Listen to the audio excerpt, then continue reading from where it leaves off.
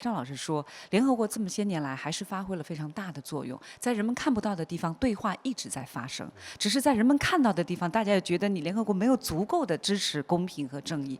所以我想问一下张老师，因为我也注意到有的人说，好像联合国完全没有作用，但应该全然不是如此。联合国实际上还是发挥相当大的作用，一个是标准，就是联合国宪章，这是个标准。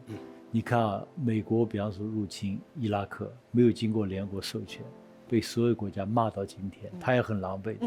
最典型就是你违背了全球的共识，违背这个联合国决定宪章这个标准，付出巨大的道德上的代价。比方说世界卫生组织全球消灭天花，因为它联合国是个常设机构，秘书处在那，每天都有各种各样的会议的，下边各国的外交官、常驻代表都在接触。有接触跟没接触不一样，所以我说至少是对避免第三世界大战是发挥作用的。有接触没接触不一样，能对话不对话也不一样啊。First of all, it's very easy to blame the UN for all the world's problems. But essentially, it's very important to be said at the beginning that the United Nations, as the word suggests, as the name suggests, nations, it's actually a club of member states.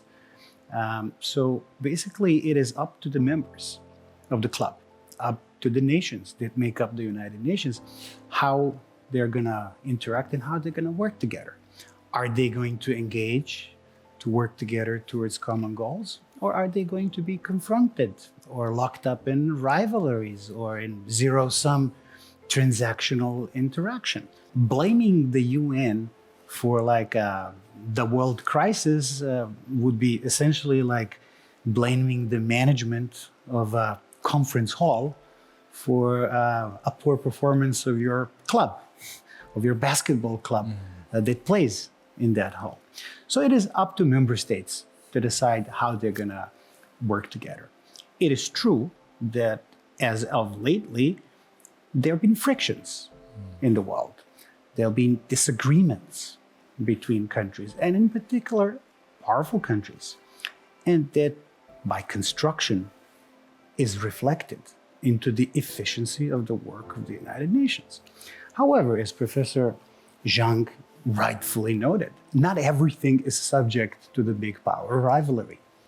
There are thousands of things that are being done on a daily basis that if it stopped, you would only then notice how difficult the world is without a UN. It's a little bit like Wi-Fi. You only notice when it's gone, and then you realize that you're in trouble. 对。联合国的存在对于我们当下的这个世界来说，它已经成为了一种就像呼吸一样的必要的存在。但现在大家呼声最大的是为什么说要改革？就您之前演讲中也说，对于一些非常重要的安全议题，好像联合国能够给到的约束不多，所以这是很迫切的。安全问题是政治问题，是最敏感的问题。这就导致就是前面我在演讲中说的，几乎是只要是5大国，安理会常任理事国达不成共识，就达不成安全方面的共识协议，这是它难的地方，就真实世界的反应。This is why the situation is pretty hard right now in the world, but in the UN in particular.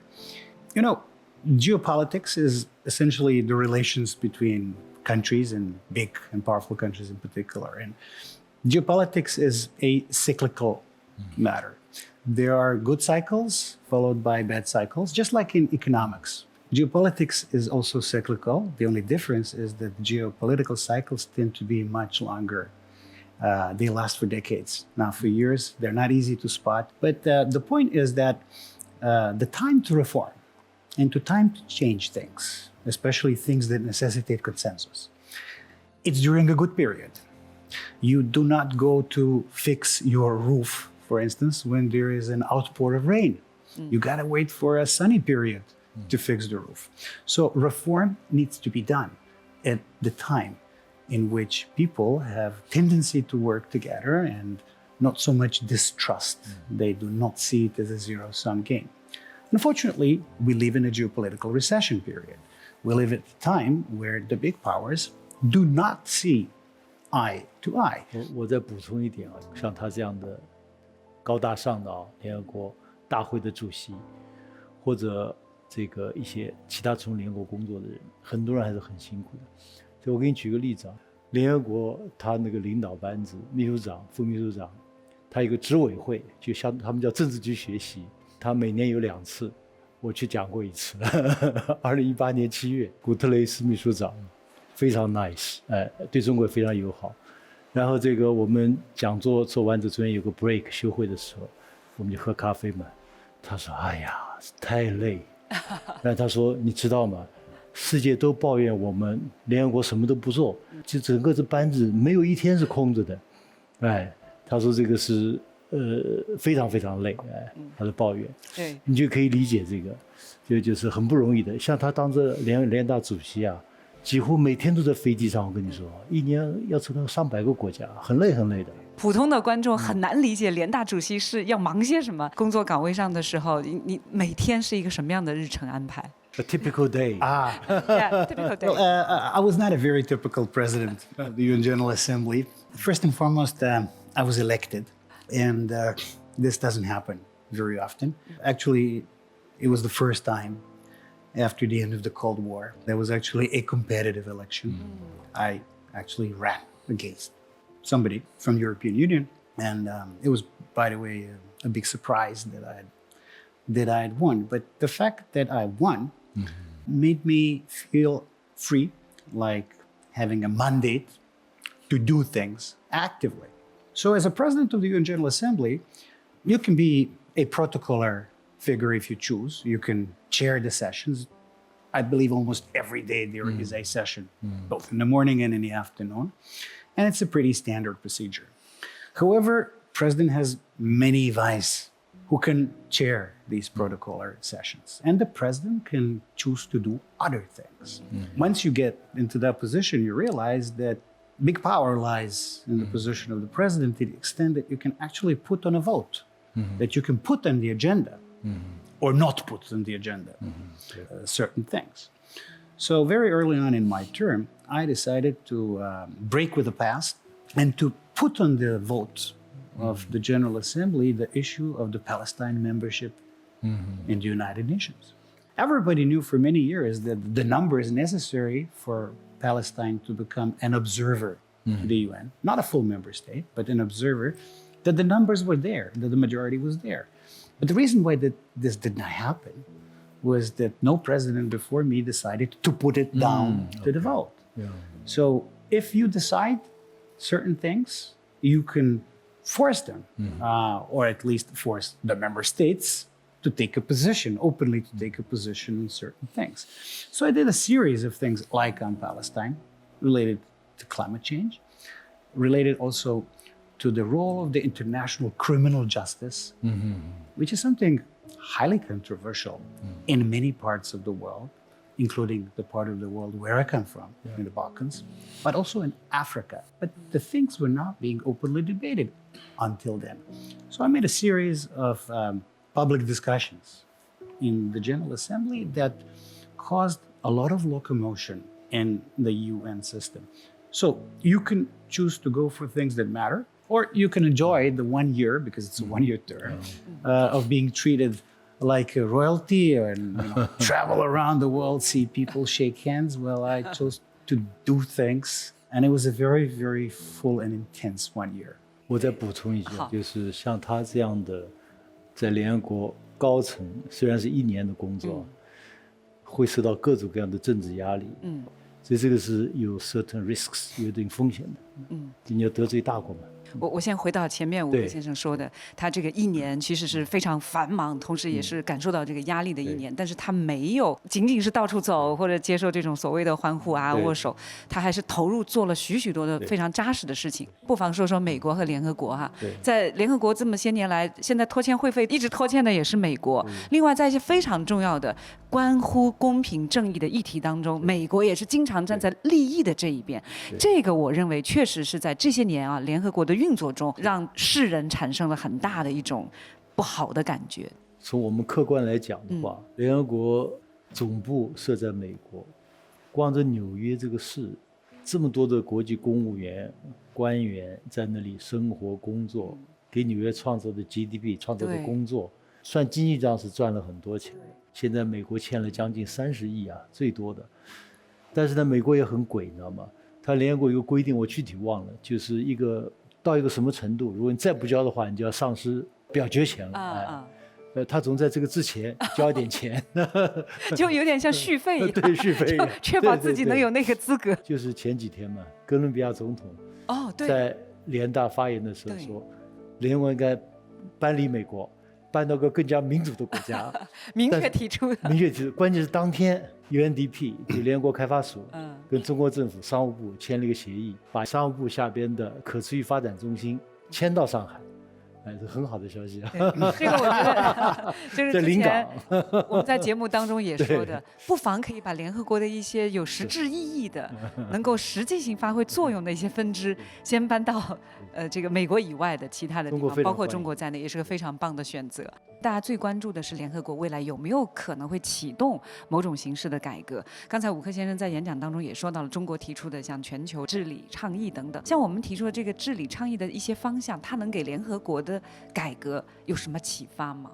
I think that the three initiatives that China proposed earlier on security, development, civilization, and this year the fourth one, which is kind of comprehensive, and that is the global governance initiative, they very well reflect basically the world's majority hope for functional multilateralism and functional international cooperation that is done in the spirit of sovereign equality, essentially a win-win cooperation to build the shared future. That vision is for sure something that a lot of countries, my country included, find very appealing. But that's a grand goal. That's the horizon towards we should aim, in my opinion. What, however, is right in front of us is a very, very difficult, realistic situation related to the geopolitical recession and the fact that the permanent members of the Security Council cannot agree even on very, very simple things. And everybody understands that structurally, the future of the UN will depend on whether the UN reforms its representativeness, especially in the main bodies, Security Council being the most important body, to be more reflective of today's world. Because in 1945, when the UN was created, the 5 permanent members of the Security Council were the 5 countries that won in the Second World War. Now, there are a lot of countries around the world who did not exist at that time. Did not exist because they were part of the European colonial empires. So they did not have the seat at the table. And in particular in the Security Council, I think at the heart of whether or not the UN is going to be with us in, say, 20 years from now, is whether or not we come to a courage and wisdom as to how to reform the structures that are reflecting the 21st century and not the mid-20th century when the charter was done. 我自己觉得联合国改革基本的思路就中国模式的思路，从易到难。首先整个改革都是难的啊，但是还是尽量有所作为。那么你比方说，中国现在提出4个倡议，这种发展倡议现在用力非常之多了，各种各样的具体的行动，有些我觉得可以成为联合国改革的一部分，甚至我说，比方说提出成立发展理事会，聚焦发展问题，这是大多数国家都关心的问题。你直接改革安理会现在非常难，特别遇到个就是逻辑问题，就是因为5个常任理事国，对他都有否决权的。你要改革本身，他可以否决你，所以他这个很难。除非你要5个国家利益都不受损害，这也不容易做到。对美国来说，他最常用的就是我否决你的否决。对。There are 3 countries that are permanent members of the Security Council that nobody in the world is going to ask any questions as to whether or not they should really be representing themselves in the Security Council, and this is the United States, China, and Russia. These are the very significant security actors globally, right? So let me call a spade. That is a problem.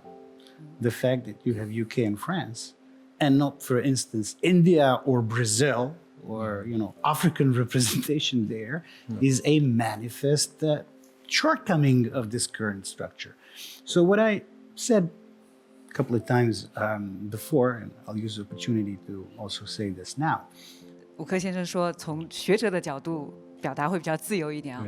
我觉得他说到2点，就是对于联合国未来来说，确实是需要面对的问题。就是原来有很多国家当时不存在，现在在了，这些国家有没有可以被代表？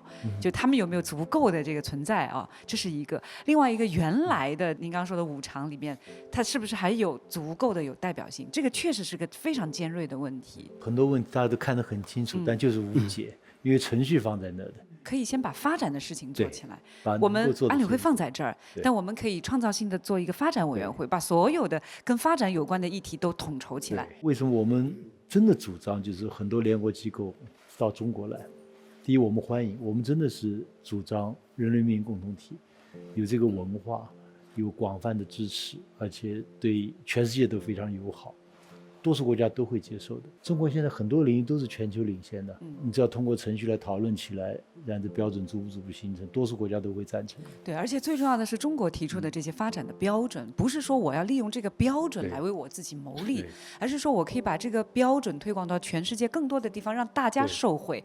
这个是中国的出发点。为了让这些智慧可以全球共享，带着大家都往前走，那我觉得中国的这么多的倡议，非常重要的一点就是为全球南方国家、为发展中国家来发声，这是很重要的一点。中国公开讲了很多次，我们这个否决权是代表第三世界，代表发展中国家的。后来我们投票记录也是这样的。这就是中国，听张伟伟说。